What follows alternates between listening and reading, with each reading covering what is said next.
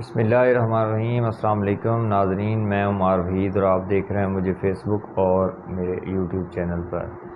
ناظرین، آج پھر ہم بات اپنے کسان بھائی اور کاشتکاروں پر کریں گے، کیونکہ ہمارے کسان بھائیوں کی بہت تذلیل کی جا رہی ہے۔ ہمارے کسان بھائی جو ذمہ دار بھائی ہیں، یہاں سے لانگ مارچ لے کر اسلام آباد کی طرف نکلے تھے، تو ان لوگوں نے جو امپورٹڈ سرکار ہے، یہ جو ہم پر امپورٹ کر کے مسلط کیے گئے ہیں، یہ جو مالشی اور پالشی حضرات ہیں، اور ان لوگوں نے جو آ کر ڈٹائی کے ساتھ اس ملک کا بیڑا غرق کیا ہے، اور ساتھ ساتھ کسان کی جو تذلیل کی گئی ہے، کسان کو اس طرح ان لوگوں نے ذلیل کیا ہے کہ تاریخ میں پیچھے دہرا کر دیکھ رہے ہیں، اس طرح کی ذلالت کسان نے پہلے کبھی نہیں اٹھائی۔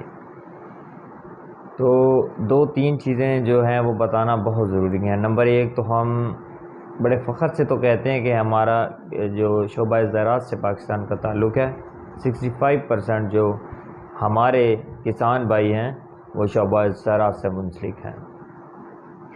دوسری بات یہ ہے کہ ایک طرف تو ہم یہ بات کرتے ہیں، لیکن دوسری طرف اپنے جو ہے وہ کسان کی تذلیل کرتے ہیں۔ دیکھیں، ایک چیز ہے، اگر کسان ہی اناج پیدا نہیں کرے گا تو پاکستانی عوام تو بھوکے مر جائے گی نا۔ 65% جس ملک کا طبقہ شعبہ زراعت سے منسلک ہو، وہ اپنے اناج، اپنی ہر چیز، دالیں، ہر چیز، حتیٰ کہ کھانے والی جو چیزیں ہیں جو ہم زمین سے پیدا کرتے ہیں، اگر وہ پیدا کرنی ہی چھوڑ دے کسان، تو یہ پھر پاکستانی عوام بھوکی مر جائے گی۔ ریڑھ کی حیثیت، ریڑھ کی ہڈی کی حیثیت جو ہے نا، وہ ایک کسان، ذمہ دار طبقہ شعبہ زراعت ہمارا پاکستان میں ریڑھ کی ہڈی کی حیثیت کی مانند ہے۔ جیسے انسان ہے، ایک انسان میں اگر ریڑھ کی ہڈی نہ ہو تو انسان بیکار ہے، تو اسی طرح پاکستان بھی بیکار ہے۔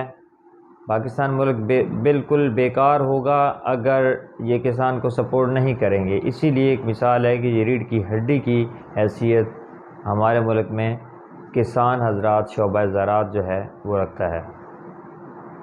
دیکھیں، کسان نے اپنے پیسے جیب سے دے کر کھاد بھی خرید کرنی ہے، بیج بھی خرید کرنے ہیں، ادویات بھی خرید کرنی ہیں، اور ٹیوب ویل بجلی کے بل بھی جو ہیں وہ اپنی جیب سے ادا کرنے ہیں، اور اگر ڈیزل وغیرہ لینا ہے تو وہ بھی اپنی جیب سے لینا ہے۔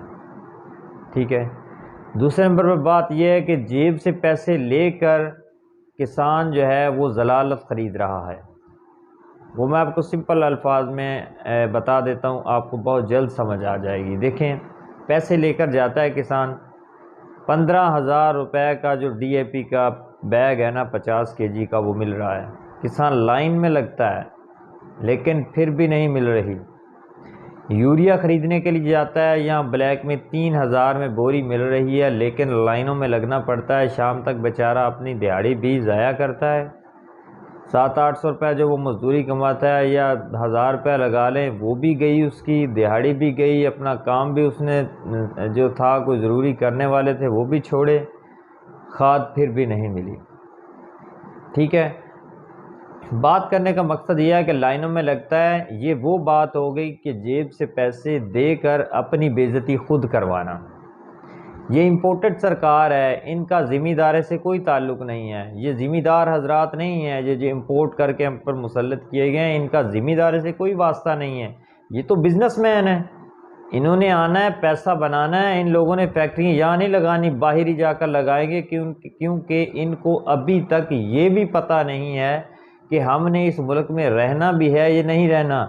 اس کی ایک وجہ ہے، کیونکہ اگر یہ لوگ، ان کو پتہ ہے کہ اگر ہم پاکستان میں رہ جاتے ہیں نا، تو ہمارا یہ جو پیسہ ہے اگر ہم ادھر لگائیں گے، انویسٹ کریں گے، یہ ڈوب جائے گا۔ اسی لیے یہ لوگ باہر انویسٹ کرتے ہیں، اپنا پاکستانی قوم کا پیسہ لوٹ کر باہر جا کر ہی کاروبار کرتے ہیں، باہر جا کر سب کچھ کرتے ہیں۔ لیکن مقصد ہمارا صرف ہے کسان کے ساتھ سٹینڈ لینا ہے۔ ہم خود کسان ہیں، ہم کسان کے ساتھ کھڑے ہوں گے، ہم اپنے جو جائز مطالبات ہیں وہ منوائیں گے۔ اس میں دو تین چیزیں ہیں۔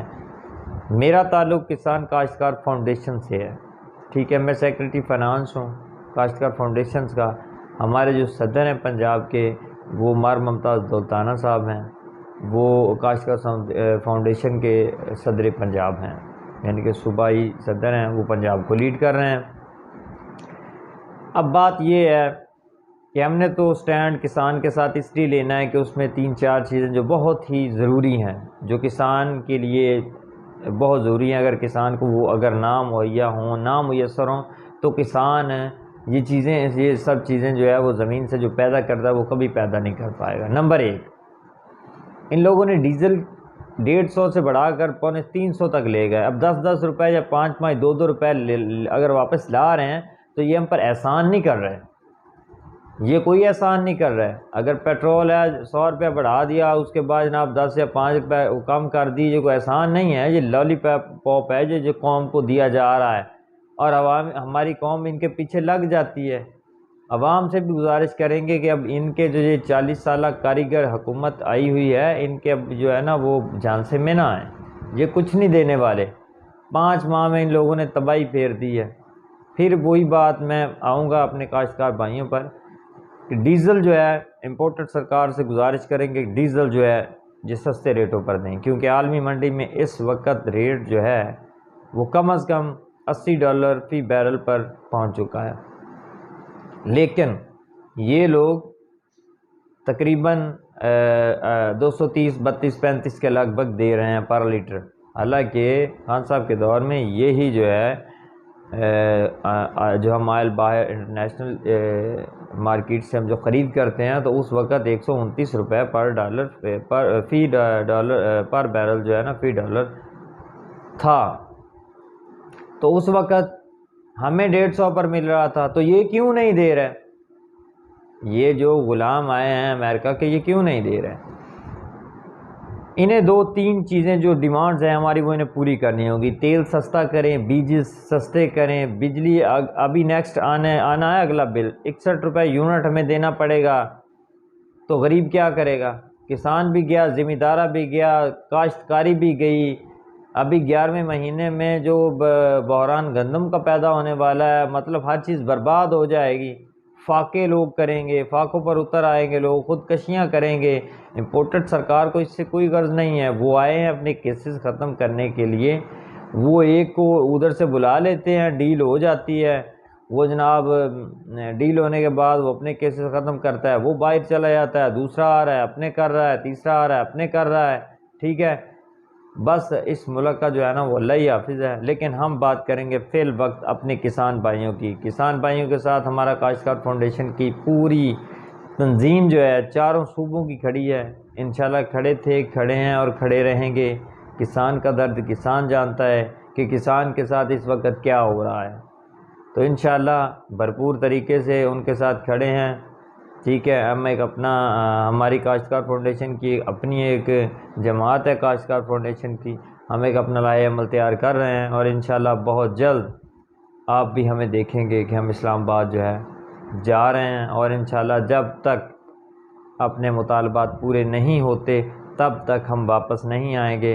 ہم پرامن لوگ ہیں، ہم امن چاہتے ہیں، ہم پرامن اپنا احتجاج ریکارڈ کروائیں گے، اور تب تک احتجاج اپنا جاری رکھیں گے جب تک یہ امپورٹڈ سرکار ہمارے مطالبات مان نہیں دیتی، یا یہ ہمیں سستے بیج، سستی بجلی، سستی ادویات، یہ جو بھی پروڈکٹس آتی ہیں جو کسان کے انڈر ہیں، جو کسان جن سے یہ زرعی شعبہ زراعت میں استعمال کر کے ہمیں یہ اناج پیدا کر کے دیتا ہے، جب تک یہ ہمارے مطالبات امپورٹڈ سرکار نہیں مانے گی ہم تب تک واپس نہیں آئیں گے۔ تو اس لیے ہم دوبارہ پھر سے گزارش کرتے ہیں ہمارے ان جو بھائی وہاں پہنچے ان کی بھی تذلیل نہ کی جائے، لہٰذا اگر ایسا ہی رویہ رہا تو انشاءاللہ ہماری جو پاکستان کی جو کاشتکار فاؤنڈیشن کی تنظیم ہے 4 صوبوں کی، انشاءاللہ جب وہ نکلے گی تو آپ دیکھیں گے کہ ایک عوامی سمندر ہوگا، سڑکوں پر لاکھوں کی تعداد میں لوگ جو نکلیں گے، اور پھر انشاءاللہ ہم اپنے مطالبات پرامن احتجاج کے ذریعے ہی حل کروا کے واپس آئیں گے۔